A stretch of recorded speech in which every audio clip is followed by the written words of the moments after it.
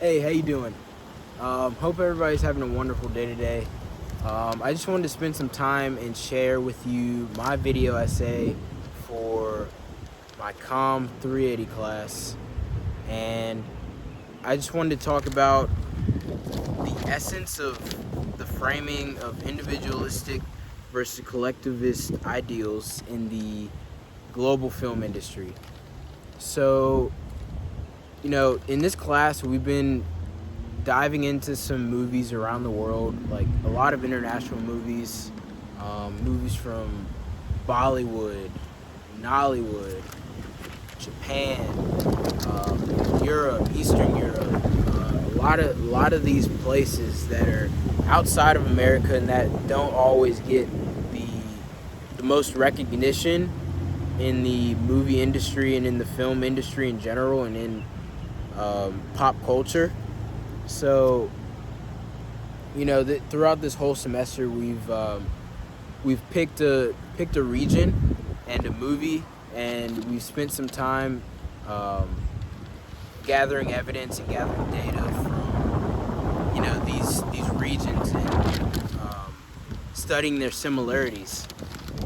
So, for example, we studied French New Wave, and a lot of those movies shared similar characteristics in the way they were made, the things they discussed, and just some of the things that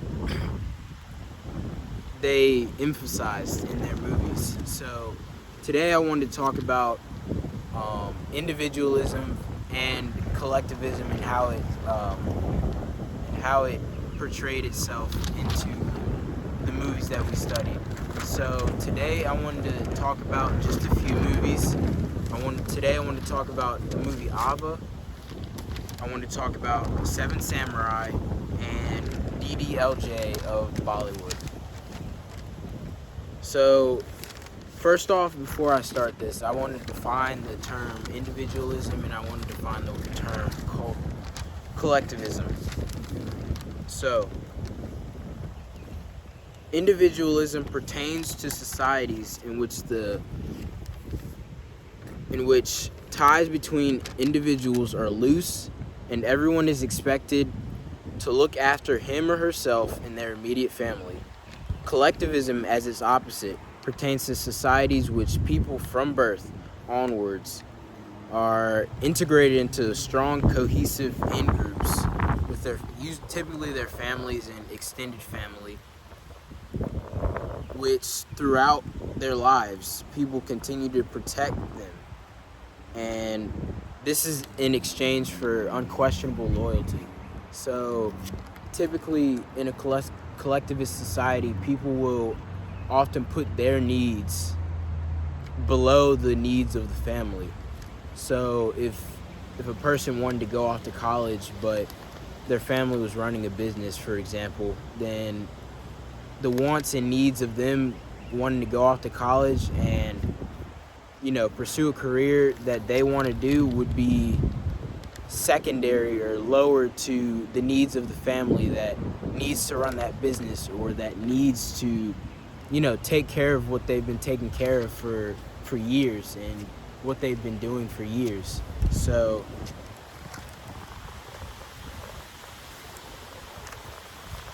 I wanted to go over that to give you a brief overview on the type of things the type of ideals that are present in especially today's culture, especially in like America and most of the global north. You'll see a lot of similarities between the individualistic ideals and a lot of the global south and lots of your Asian countries and countries that are not included in the global north. You'll see a lot of collectivist ideals in their countries, in their culture. So the movies. So first, I want to discuss Ava.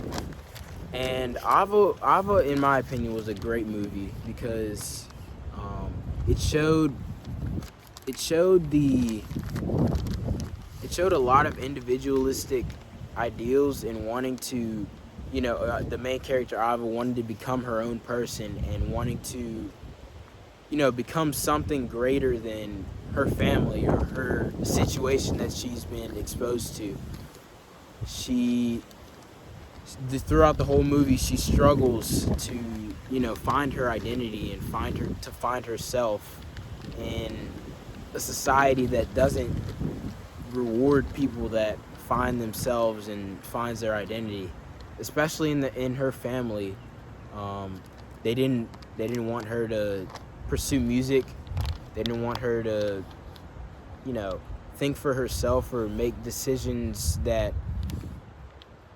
it ultimately impacted herself, and they wanted more so for her to follow in the family traditions and to follow in what the family's been doing for many years, and it definitely showed in the movie. So that movie showed a lot of individualistic qualities, and it kind of, in my opinion, it kind of disregarded and kind of the collectivist and,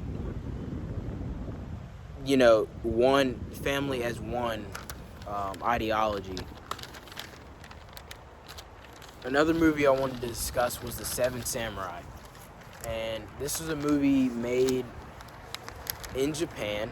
So Japan is one of the countries that adopts a very collectivist family as one. Everybody is one ideology. And based on the movie, The Seven Samurai is, based on this farming community that is they're starting to be threatened by these warriors that are coming in and stealing their resources and their crops and everything. So they try to enlist some samurai to protect them and to protect their community and everything that they've been working for. So in this movie, I saw a lot of collectivist themes and a lot of collectivist motifs. So for example, I saw that they didn't really like the samurai that just wanted everything for themselves and turned their nose up at the farming community because they were just in it for the money and they were just in it for themselves. So these were the type of people that didn't really mesh well with the community, because the community was based off of the ideal and the principle that, we're all in this together and there's no I in team. So I just thought it was very interesting how, both of these movies portrayed and framed a certain ideal and rejected the opposite of their ideal. So, for example, I didn't think before doing research on this that this happened in multiple movies. So for Ava, I guess I wasn't thinking about how these movies just rejected the opposite of, collectivism, and for Seven Samurai, it rejected the opposite of family as one. So the last movie that I wanted to discuss was DDLJ, and that is a film that is filmed in Bollywood. It is a Bollywood cinema film, and basically the premise of that movie is that, so there's a main character and she wants to go off and go to Europe with her friends. And at first her father is pretty reluctant on it, but he eventually says yes. And her father is somebody that arranged a marriage for her before she left. So you can tell just right off the bat that they have a collectivist and a family as one, identity in their family and in their culture, and they want to uphold that. But throughout the movie, we can see that she's kind of struggling with this fight for herself and this fight for wanting to uphold these traditions and ideals with her family. And after she gets back from Europe, you can see that the arranged marriage, there's a conflict between the arranged marriage and the main character's wants and desires. So she meets a guy in Europe, and we can see that the guy in Europe she just falls in love with. And this guy is not at first somebody she thought she would fall in love with. So as the movie goes on, we can see that she eventually breaks out into her own shell and eventually marries the guy that she wants. And we can see that this movie is not only rejecting it's rejecting individualism, because we can see that there's a big emphasis on family and there's a big emphasis on keeping with the culture and keeping up with traditions. But as the movie goes on, we can see that there's a shift in this, and it is rejecting the collectivism and wanting to follow your heart and follow what you want and what you desire.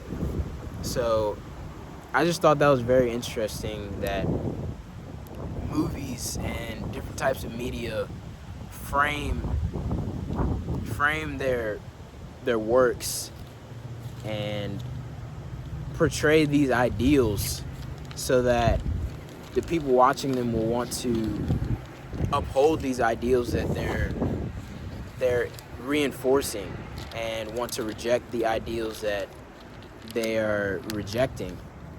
And we can see that media plays a powerful role in portraying different ideals and many difficult topics that people can't just outright